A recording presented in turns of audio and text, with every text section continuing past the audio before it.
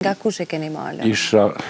Isha në malet mes komunës Vitisë dhe Gjilanit,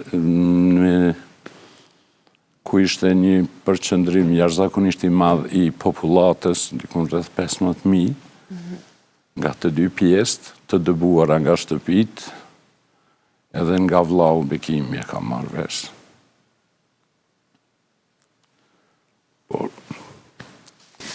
Atë kujtohet cilat kanë qenë fjalë që vllau Bekimi ti tha?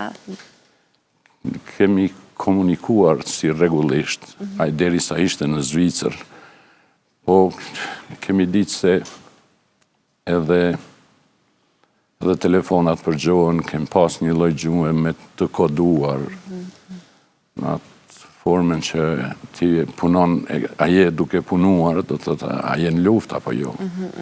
Thot po punoj, a je mrenda me puna, apo jashtë dikun punon, si shkon situata krejt, edhe veç e mbaj mend se me bisedën e fundit shihemi së shpejti. Kjo ka qenë biseda e fundit që keni pas.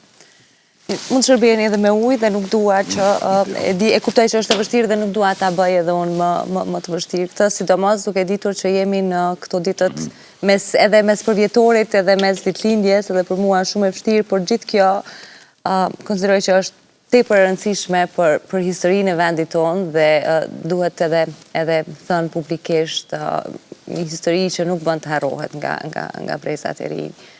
Dhe a e keni këtë shpresë, me që pikrisht e thatë shpresojmë, a e keni këtë shpresë që brezat e rinj po rriten mjaftueshëm duke vlerësu atë që është bo për vendin, për herojnë tanë?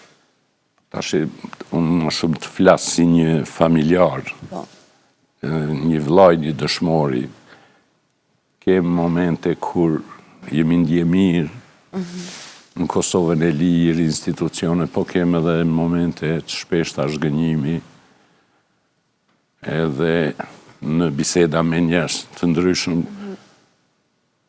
s'kemi dash të bim në nivelin të thomi, ata kanë ra për vendin. Nuk kanë ra vetëm për vendin, kanë ra edhe për njerëzit. Edhe obligime është shumë ta ka. Pas luftës me njerë gjithë e dim se kemi qenë të ranguar për nga optimizmi në vendin e parë në botë. E tash nuk është më rëndësi, ose nuk e di se ku qëndroj me këtë optimizm kur lëshohet Kosova prej kuadrove të gatshëm. Këtu dikush duhet ta ketë pagës fajsin,